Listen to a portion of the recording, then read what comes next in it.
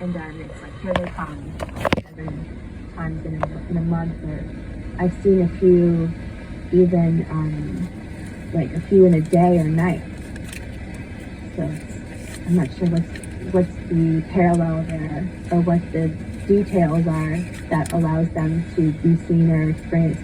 Sometimes I wonder if we're not shadow people for other beings on a different dimension or a different realm or a parallel world.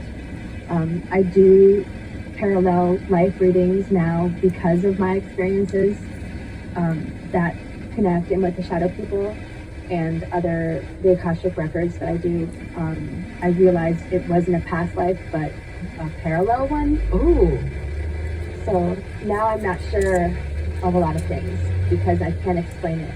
It just feels like, okay, just go with it. Don't edit. Just tell people that you're reading what you see. And it always makes sense to them, but I feel like a crazy person when I'm telling them something, and this sounds bonkers, but then they're like, no, I totally get that. I know what you're talking about. Because they're experiencing it in their dream time or in their, waking knowings.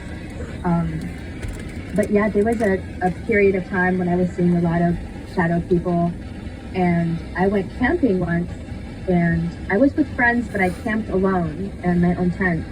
And I had been around the sacred bonfire all night, drumming and dancing, etc. And I had to take myself to bed. But you have so much energy from the ritual and dancing and everything that you're just sort of laying on your sleeping bag, wide awake for a while. And it seems like as soon as I got in my tent and I laid down, 2 shadow people strolled across the front of my tent, outside. And we had tiki torches going in the camp, so it wasn't dark. There was, a shadow being created, but these were not physical beings. They were just the darkest outline of a person. Like the shadow is like opaque. That's how I always know it's a shadow person and not just a shadow instantly, because it's like there's a sentience in the shadow. But yeah, one of them had like a cowboy kind of hat on. Oh, cool.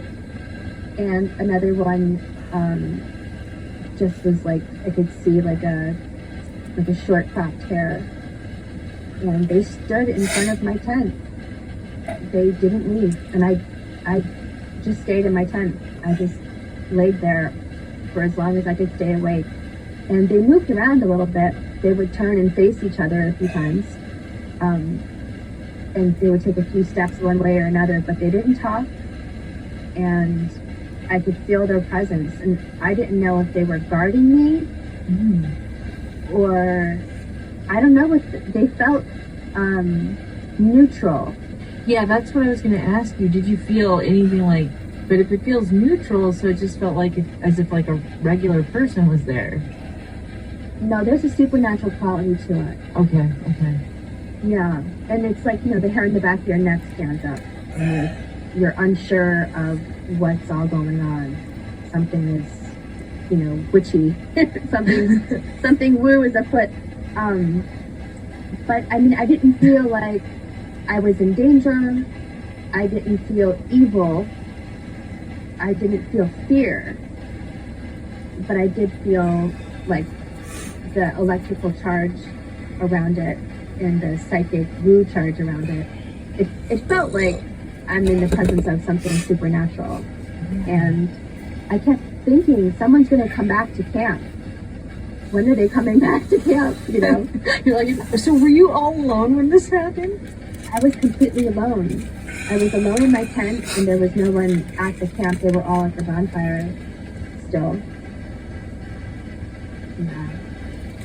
It was like hackle raising. I'll put it that way. Yes. Yeah.